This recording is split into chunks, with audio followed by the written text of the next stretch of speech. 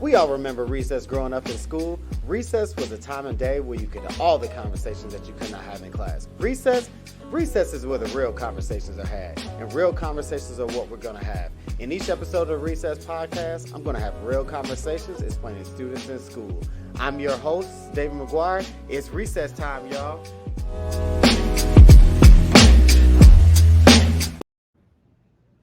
What's up, everybody? Dave McGuire here, back with another episode of the Recess Podcast. This is episode 2 of the relaunch, and I got some good people with me. Some educational friends, some leadership friends, but more importantly, these are my sisters. So we're talking about leadership, but specifically talking about teacher leadership, from teacher leader to assistant principal. Talking about identifying talent. I told y'all this is a 3-part series, so this is part 1 of that series where we're talking about identifying talent.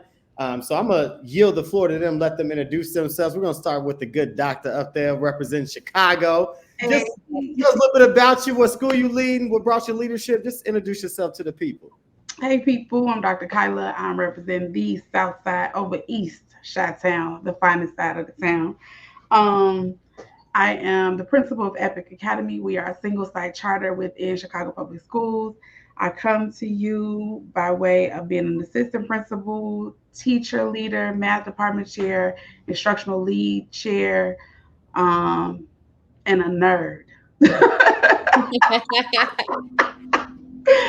I am, the mom of the best son that anybody could ever birth. I love it. Next up, we got my good sis from DC, East Coast. Hey, I'm Ashley Peel. I'm the proud principal of KIPP DC Grow Academy, where I have the opportunity to serve 3, 4, and 5-year-olds, which I know is really unique. But we believe little humans have big superpowers over here. So I'm originally from the Bronx, New York, which is very important for me to name. I got to rep NYC every day, all day. And I found education by God, honestly. It was divine intervention. I fell in love with a child who said, like, I needed more. And I felt like I was that kid that needed more. And just somebody that believed in me. So I've been a teacher, I've been a VP, and I've been a principal now since 2019. And yeah, excited to be in this space. You know, recess is everybody's favorite part of the day. That's what I try to tell people. And recess, I love recess. I love recess now as administrator. I have recess duty. But as I mentioned, this is part 1 of a 3-part series. So some backdrop for those that are listening. We are all part of the Black Principal Network, TLC. Hey. Shout out to y'all. You know it. So our project was this idea about how do we build capacity and take our teacher leaders and bring them to the assistant principal. We realized throughout that we actually had something like really good because we've all shared our pieces, and we'll kind of get into a little bit today or over the course of this series about how we've struggled with either trying to identify that talent or just making sure that our next generation of the leaders are ready from day one. So we're going to start at the beginning. We're going to start even before we even talk about just identifying talent. So, but I want to ask each of you, can you tell me the first time that you were tapped as a leader and what that was like, and maybe even who that person was that tapped you on the shirt and was like, yeah, it's your time now? Ash, go ahead. Yeah, I can jump in here. So, because I really do feel like it was divine. I wasn't looking to be in anybody's leadership pipeline. I wasn't looking to be anybody's vice principal. I was a grade level chair, and I was a founding teacher at one of our charters. And the principal at the time, I'll never forget, I was like straighten up my room at the end of the day. He was like, hey, you trying to be a vice principal? And I was like, nah, I'm just trying to be your grade level chair. Like, I ain't trying to be nobody's vice principal. I was 25 years old. And literally fast forward a couple months, the DCAO at the time requested a meeting with me. And I was like, okay. Like, wow, shout out to the meeting request. I didn't even know like what was happening. So nevertheless, at the end of the day meeting, she was like, so we have a VP vacancy at another early childhood school. And the list is really small. Your name's the only name on this list. We would really like for you to do this. And I was like, what? Like, y'all, seriously, like, I had been in the classroom for 4 years. Like, let me put Mhm. context on this. Like, let me put respect on my name. I had 4 years. I was a baby. I didn't know anything about leading anybody but my kids Mhm. in my classroom. And so I just asked her, like, what makes you think I'm capable of being somebody's vice principal? Like, I work with the little people. And she was like, you'll be surprised how similar adults are to little people. And I will never forget when she said that. And I said, well, I have a lot of questions. Like, I had a lot of questions because I was like, y'all ain't about to set me up. Right. I wanted to go to the school. I wanted to meet with the principal. And like, I wanted to just get a better sense of like, what exactly was I being asked to do? And so, yeah, I did all of those things. And honestly, y'all, it was the second visit to the school where I was walking up to the building and I just felt it. I just knew like I'm gonna be here. Like this is where I'm gonna be. And I've been here now since 2015. Nice. I love it. Dr. Well, Collins, who I mean, tapped you on the I shoulder? wasn't the inaugural teacher, founding teacher of said school. But who first tapped me was one of my first principals in Chicago Public Schools. He is still a mentor for me to this day, and you can talk to him about anything because he's super approachable, and like you said, Ashley, he just works under divinity. Like everything is the Lord. I think when he was building his team that first year as his principalship, he had a clear vision of the young people he wanted. So it was me, it was Lindsay, it was Bridget. It's like he plucked us and was like, no, you're over math, you're over science, you're over social studies, and let's see how we get this right. And he just let us like blossom. And I think that is the main reason why I continue to lead is because I was seen before I even, looked in the mirror as a leader. And then also too, my grandfather, this is the part of my leadership story that I tell folks. Once you speak life into children, they can be anything. I always said I wanted to be a seventh grade math teacher. Shout out to Miss Jackson. I just wanted to be like her when I grew up. And my grandfather, um, you know, product of the Great Migration was like, you need to be the boss. Wait, sixth grade education has like me shooting for the stars, right? Mhm. And so when I told him I wanted to be a teacher, he was like, yeah, that'll do, but you have more in you, and people want to be led well. Mm, I was like, wow. So now mm, I have this teacher that's a model. Then I have this principal that believes in me, but then I also have my roots that have already spoken over me. And, I'm not the type of person to let people down. So I was like, okay, cool. And so rightfully so, the Lord said 30 years later after seventh grade, don't do the math. 30 years later after seventh grade, I happened to be the principal in my original Chicago zip code. I love So I'm with the divinity piece. I'm with the people seeing you before you see yourself, and also just trusting young folks. Like you said, you were 25. I too was like in that mid 20 range. I wasn't it. even hearing at the time, but people seeing and believing in a younger generation is a real calling too. Yeah. Man, I love that. This shout out to the folks that tapped us, right? Shout out to the mentors, the coaches, or as I like to say, shout out to the sponsors, right? The person that Yeah, was speaking your seriously. name in rooms you wasn't even in yet. Shout out. Yes, yes. Seriously. So look, all right, let's kind of dive into like this identifying talent. So let's now we heard how you got to your leadership role, but let's talk about now when you're identifying talent. What do you look for in those teacher leaders? What kind of things are they doing in the building, or that you're noticing, or what kind of things are you pushing ones that you like? You might have it. I want you to do this. What does that look like when you're looking at like? I want to paint the picture for people understanding the importance of that teacher leader piece first before being tapped. So what are kind of some things you look for in teacher leaders? I always tell my staff, like, there's no such thing as like leadership isn't about a position or a title. It's about how you move in the building. It's about how you show up. And so, like, my first thought when you ask that question is like very similar to Dr. Kyla's story of like, I'm the person that will put you in spaces or say, and y'all gonna lead this and leave. Now go lead. Right? Like I really believe in that. Like I Yes. believe believe in creating the pressure cooker or the conditions for people to curate their own sense of leadership, because that's where you get to say, oh, well, like I can actually lead this IT meeting on my own, or I can make this decision for this kid that's in the best interest based off of data because Bill said I could. And now look at me, I'm doing that thing. I just really believe in that. Like, I don't feel like it is my responsibility to own whether or not people are a leader. Like, it's a choice. You know, you show up, you do the work. And I also think for me as a principal, over my 5 years in the seat, I've looked for different characteristics in who I've needed on my leadership team. So that's changed over time in terms of like what exactly are the skills I'm looking for in a teacher leader to serve on my team. That's dope. There's this meme, quick story. There's this meme out, and it says something like, make it make sense before I get mad. When I think about who is on my team and who I just like reach out to, they are the sense makers.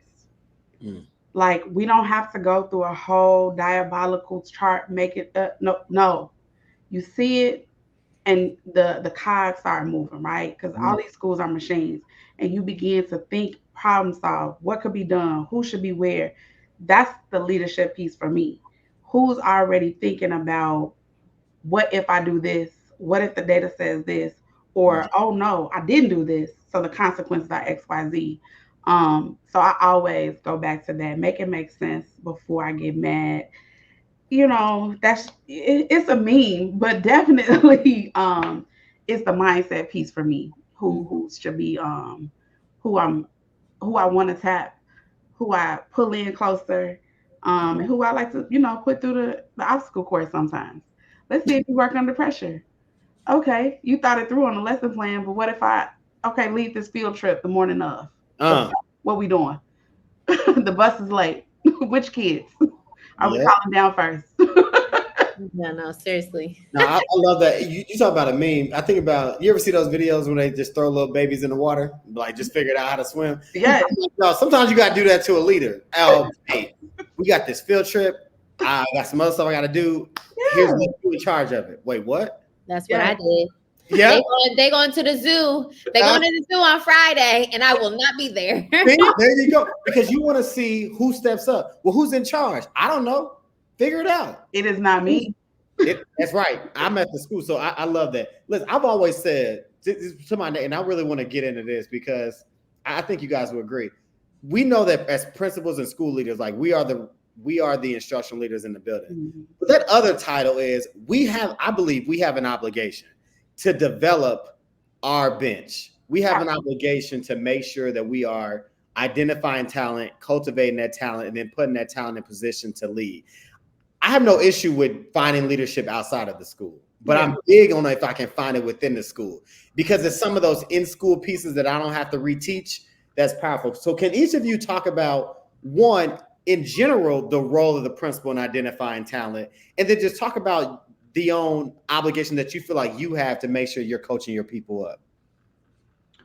One of the pieces that I studied when I did my dissertation was the power of historical context is like no other. When you have lived, we'll take Chicago, for example. When you have lived in certain parts of the city, you just understand on a very, very, very close, empathetic, connection. Not sympathy because I walked through it. I lived through it. But that historical context piece, like you're saying, raising somebody or growing somebody from inside, you can't match that and you can't beat that. It's a young lady on my team who is a graduate of my school. And I told her the first day I met her, you are special because this was your high school. You know this better than anybody. And before you leave, we're going to figure out how you can become the principal, whether it's right after me or it's years after me. But the historical context piece, it just gives you another level of awareness, intellect, brilliance, problem solving, care.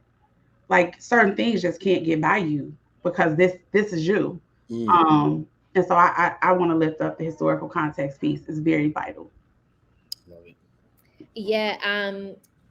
Yeah, I agree with that. And I'm thinking about the historical context for me in this year. So I've had a few movements on my leadership team for 3 times under my principalship because my VPs have become principals. Mm. Come on, raise them up. Come on, raising them up. Yeah, baby. I like, and also like Black women. Like I be pulling up the baby swimming. Come on, Black girl magic all day, every day. But I've had 3 people become principals, 2 of them being Black women.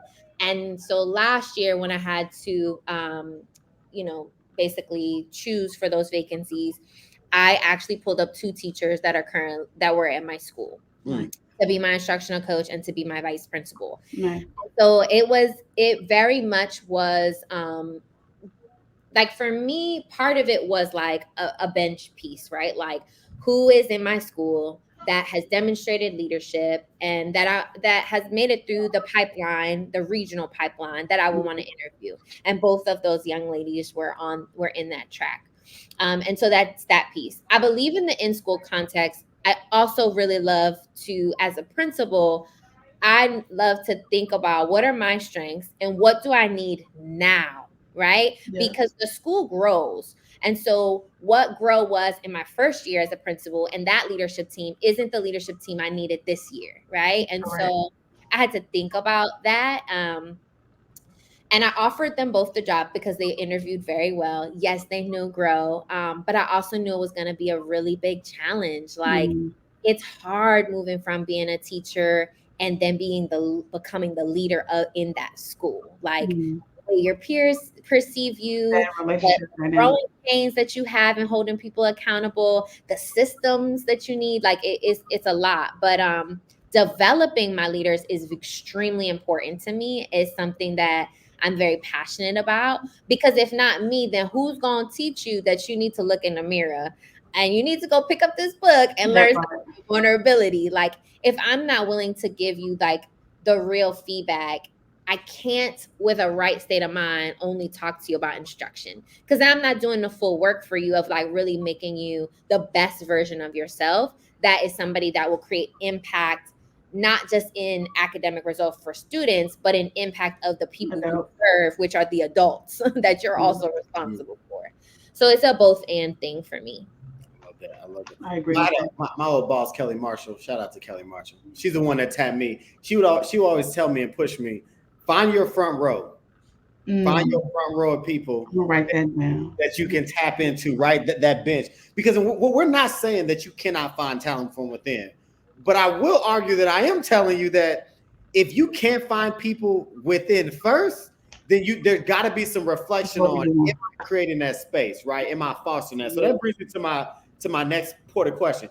Creating a culture of leadership. Can you guys talk about, one, how important it is to foster this culture around shared leadership at all levels, right? Not just from the senior level piece, but you have your grade level leaders, you have your classroom teachers. So this, talk about maybe ways in which you have fostered a culture of leadership at all levels to make sure you can have that front row and have that bench.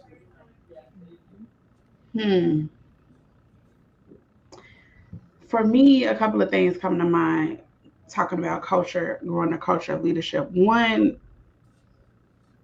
like I said, I'm a nerd. So I have to go to some type of text so we can have like a level set of like, what is the definition of good? Like your experiences, your schooling, your high school experience. I'm in a high school, right? And so people's high school experience kind of like impacts how they teach, lead, work. Like where does that all come from? But then like really what does the best practice really say we should be doing? So I'm gonna say that as a nerd, we have to ground ourselves in the text. So for example, this leadership at every level is what I started my school year out with. And it's just basic stuff. Do you have integrity? How does that look? How do you communicate? Are you relational? Are you innovative? XYZ, right? So there's a list of attributes the leaders have. It has nothing to do with the title, like you said earlier, Ashley. They didn't say the principal. They didn't say security. They didn't say lunchroom. They didn't say clerk. Are you honest? That's people, right? So level setting with the grounded text so we can define our definition of good. And then the culture of leadership is like, I literally have an open door policy. Sometimes people walk past my clerk, my gatekeeper. She's like, hey, did you ask me? Shout out to her. checking people. That's right. Nina Mesa is a goon. That's right. I know that's right. She like, you could step out because she didn't say you could come back. But I see all that to say That's right. the open door piece, it just really breaks down the barrier of like the title and the classism that exists in schools. Just because I'm the principal doesn't mean I should be the one that seems the most busy or the one that's less approachable than a classroom teacher. And then lastly, the modeling that I do, that I expect teachers to do for kids, it's like no other. Like I know all 274 of my kids' names. And then when their parents come in, Ma, I'm calling them Ma. Like I don't so like just the level of being relational to people is really, really key for me. And so those are my three for sure. I love this question. I wrote down culture of leadership. So I already mentioned like my phrase, and my teachers always are like, okay, Pew, we get it. Like leadership is not a title, it's about how we show up. Because I say it so much, they be over me. But I also say it to like pull them up. That's what I tell them. Like, I'm not gonna call you out, I'm not gonna disrespect you, but I will pull you up if you're not doing the thing you're supposed to do. Yeah. And I actually, one specific strategy that I use is I love to read. And so I am a book nerd as well. So shout out to all the nerds. Clearly it's a trend. But I found this really dope article, and I will share with y'all, called Sharing the Lead. And and it's about the role of teacher leadership in supporting the building of resilient cultures in schools. And it's just an article. I had my grade level chairs read it post coming back from spring break, because we had some culture stuff, just like any other school. You're going to have the ebbs and flows of just like the vibe based off of the year, right? And so I really had them read this article, because I'm like, y'all are responsible for the culture just as much as you say I'm responsible for the culture. Because when I'm holding your friends accountable, guess who they upset with? They upset with me. And then guess who they go talk to about it? Their friends. And so that's still a part of the culture. And so you are responsible for curating exactly the positivity and the equilibrium that we hope to see. It doesn't just end and stop with me. And so it's really around, I think that leadership at every level is about who's willing to do the uncomfortable work to ensure that we sustain the culture that is right for our children, and not forget that it is every single minute of every single day, it is about them. And the moment is no longer about them, then we need some leadership work that we got to do. We have just made a left turn. Yeah. I love that. And listen, I always tell people, because this is the relaunch, so I got to add some context. I used to always say, like, one of the things I wanted to do in this relaunch is give away some free PD. So I hope that you were listening. The good thing is, when you listen back to this, you'll be able to record it to get a copy of those articles and strategies, because we're giving out free PD. That's what this is about. This title is From Teacher Leader to Assistant Principal, and we're talking solely first about identifying talent. So school leaders, assistant school leaders, even teachers. If you're a teacher leader and you're trying to put a bug in your principal ear, like, hey, I'm ready, right? These are strategies for you. So we talked about that. Do either one of you all, and I'll kind of share one of the things that I did first. So I'll ask the question and I'll kind of share. Do any of y'all have like a specific leadership pipeline type program in your school?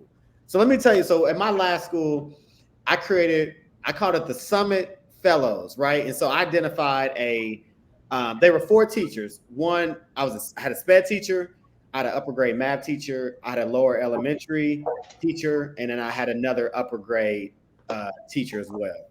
And so they had this 2-year program. I got this grant. Shout out to the Mind Trust. Okay. $1,000 they gave me over 2 years. And we did this teacher leader program. The first year was all about application. So we did a book study. I tapped them, and they served as chairs on our school leadership team. So we had a instructional leadership team, a data team, a culture and climate team, and then like a social and emotional. So each one of them led one of those committees of teachers. So that was their first opportunity to lead something. Kind of like we said, just throw you in there. You figure it out. We coach you on the side. Year 2 was powerful, because now after year 1, they had their action research project that they had to do based off their school team. But one of the dopest thing I was able to do was in year 2, I got them executive coach.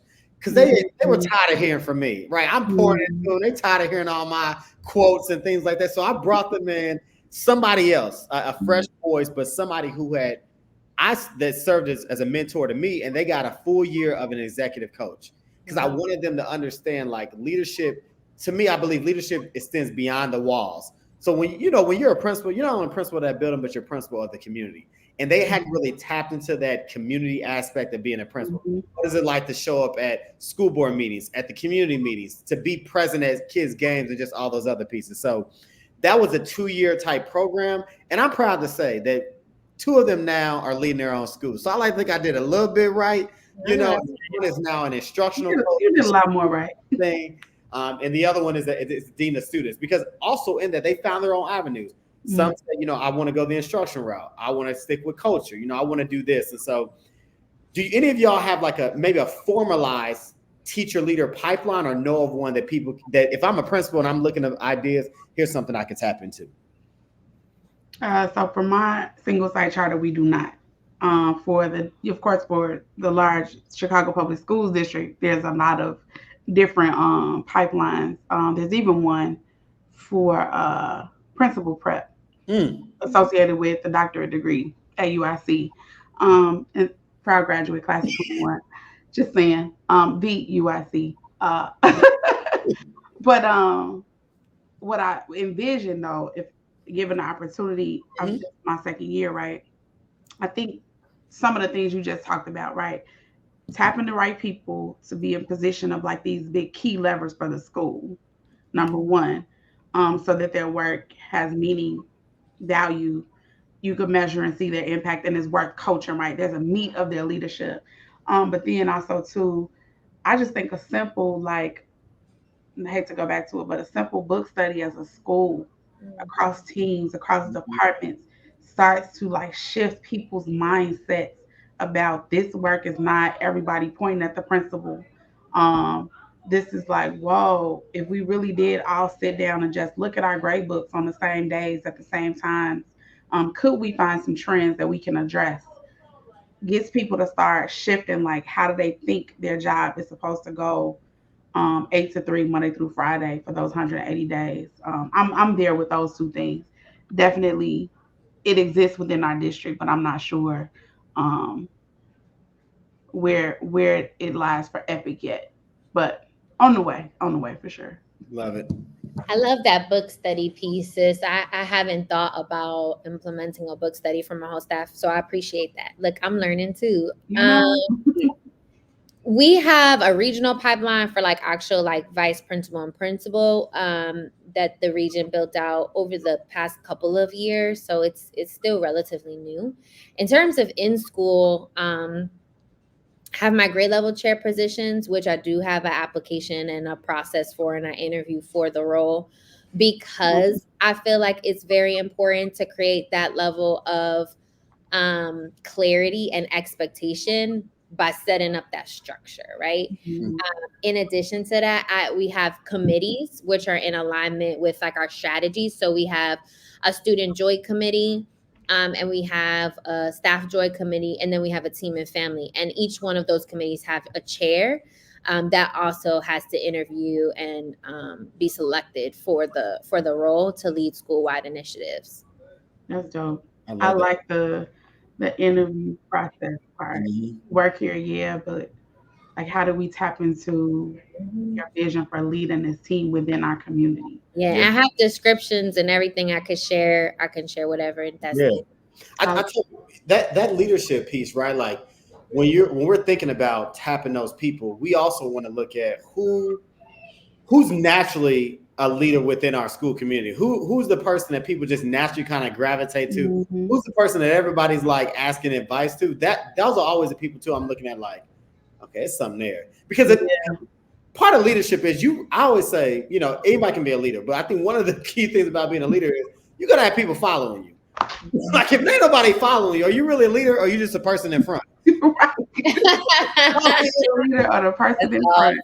I mean, I tell my kids that, I'm like, I'm the leader. Ain't nobody behind you. Who you leading in the line, right? So I think that's important. So the last piece before we give kind of final thoughts, and we definitely going to specifically talk about some book recommendations. So I'm gonna tell y'all now. Think of one book that you're gonna recommend for the people. But before that, just quickly, we talked about mentorship and things like that. Mm-hmm. But let's talk to our principals, right? Can each of you give a strategy or two or something for principals that are listening on how they can make sure that they're mentoring and coaching those teacher leaders that they've identified? So we're still talking about the identification, right? Sprinkle in a little bit of part two for the people. Talk about how important it is for the principal to start, once you identify it, to start maybe mentoring or doing some small coaching for those people. Something that is a kindergarten lesson sticks with you everywhere you go. Sharing is caring. Come on now. Once you figure out, okay, cool, they got a little street cred in these hallways, people are following them. Anytime they have deadlines, as you know, a teacher or you know your AP already, cool. You're a little talented. I got you. But then there's this piece that people still think your role as a principal is so ambiguous. Mm-hmm. Share some of those bullet points or those action items, or thought partner-ish stuff, that can be shared. And I think that's how I built some understanding with folks about what do I do all day when they're not seeing me, or what am I doing when they do see me. It's not necessarily to check to see if you're doing your job. It is literally trying to figure out the problems to be solved and who can step in and do that. And it's not necessarily a bad thing. It's just that I'm the lead learner. So I'm literally learning what's happening at entry. I'm not figuring out if you're checking for, yes, absolutely. Are you checking for guns, knives, drugs, and all that? Yes. But I'm not sweating you for that. I'm trying to figure out how do we get more children in before 8 o'clock. That's what I'm thinking through. What needs to happen before now? So yeah, sharing is caring. Share the load with folks. Let them know what you're working on, and trust them with it. I love it. Yeah, I really I love that too. Like that model think aloud. I think I do hold that with my leadership team. So I love the push to share with some teacher leaders. For me, two things that came to my mind for a teacher leader that I've identified, which I did this year. One, I tapped them to be my family committee chair, because I'm like, everybody, like, you have the energy. People want to follow you. Like, I don't want you to think that because you're not a lead teacher that you can't take on this leadership role. No, like, I want it to be you. And so I've tapped her with the responsibility of curating events, and scheduling those for families, and just trusting her with that. I know has like I've seen how her presence in our community has grown because of that. And the second thing is figure out how they organize themselves now. Like, look at their calendar. Are they responding to your emails? Do they respond to a text message? Because if they do not, it's given they need some feedback now. That would be my advice. Yeah.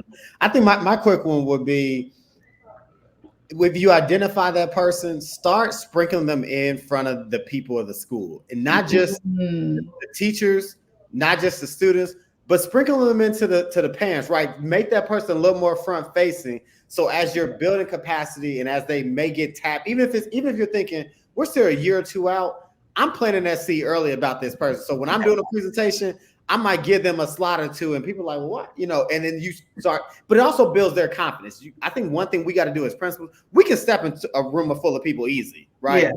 But when we're identifying that talent, they're only used to standing in front of little people. We got to give them some front-facing time in front of the adults to help them build that confidence. So that would be my one advice. When you identify that talent, to make sure that you make them front-facing a little bit too. So here's what we're going to close out with this. So we're going to close out with final thoughts, where a call to action a little bit, but also drop that book recommendation.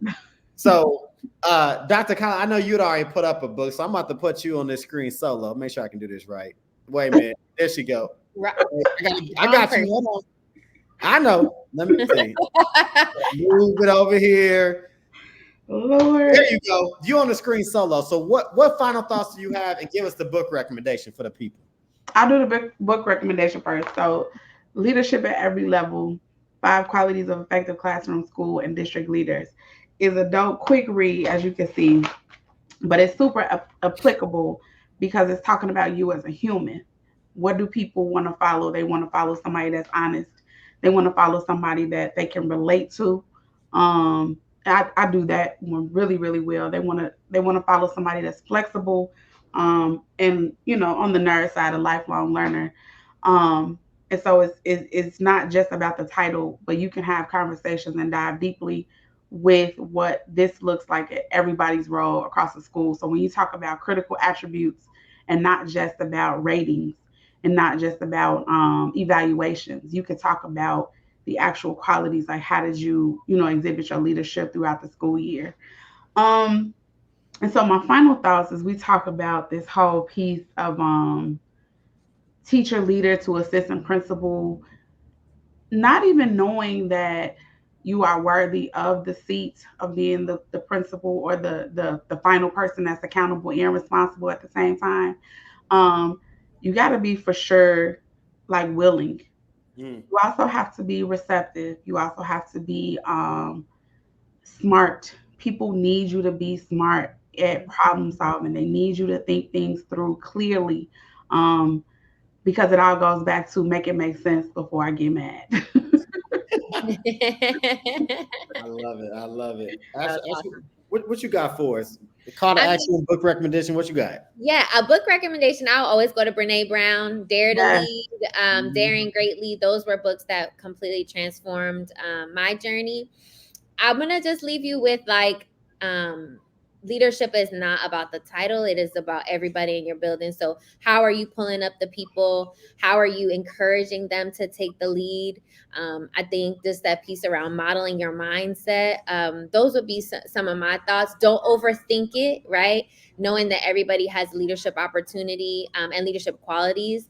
Don't overthink it. Don't hide the recipe. Don't hide the playbook. Let them lead up front so that you can delegate the work, and that the load doesn't stop with you, or is only on your shoulders. I love it. I think my call to action for the people would be, not only are we trying to be leaders, but we're trying to be trustworthy authority figures, right? That you can lead and be the leader. And even like I said earlier, you can have people follow you, but do people trust you? Right. And so shout out to my professors in my doctoral program that talked about, we have leaders, but we need more trustworthy authority figures. Are you the person in the building that people trust to make the tough decisions? So that will be my call to action. As we're identifying that talent, make sure we're modeling for them how it is to not only lead, but also lead and be trustworthy authority figures. My book recommendation will be Boundaries for Leaders by Dr. Henry Cloud. And that was the book that I gave to my fellows when I was building them up, because his book talks about how to be in charge, right? Like how to get results and to be in charge. Because we have a lot of leaders that aren't necessarily getting results. And results aren't just test scores, but results are, even Ashley said, like, how are we building up people and putting people in positions to be successful? And so like that book is powerful because it's done by a psychologist. He's not an educator per se, but I think any leader, especially principals, need to read that. So mine is Boundaries for Leaders. And actually, I'm going to do something special. So if you follow the Recess Podcast on Twitter at the Recess Podcast 1, or if you subscribe to our YouTube page, or you follow my Twitter page, if you DM me, the first 2 people to DM me, I will give you a copy of Dr. Cloud's book, Boundaries for Leaders. So if you're listening, go ahead and follow the Recess Podcast so you can get your free copy of Boundaries for Leaders. Yes, I love that. Before we close out, I want to give, first of all, thank you to my sisters for jumping on with me with part 1. But don't worry, y'all. We're going to have part 2 and 3. We'll probably do part 2 sometime in the summer, drop you with part 3 later in the winter or whatnot. But definitely be on the lookout. But I want to give y'all a preview for next week because I think y'all might enjoy this one. So next week, the Recess Podcast will be back with episode 3.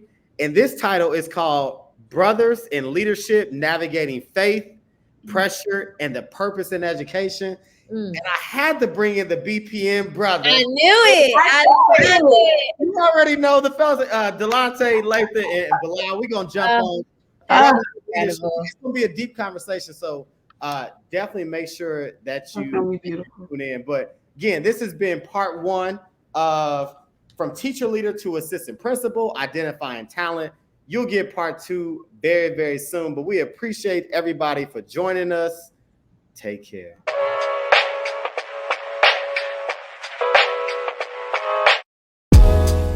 This has been the Recess Podcast, and I'm your host, David McGuire. If you want to interact more with the Recess Podcast, subscribe to our YouTube page at the Recess Podcast. Follow us on Twitter, the Recess Podcast 1, and subscribe and like wherever you get your podcasts. As I always say, create the platform, control the conversation, change the culture. See you next episode.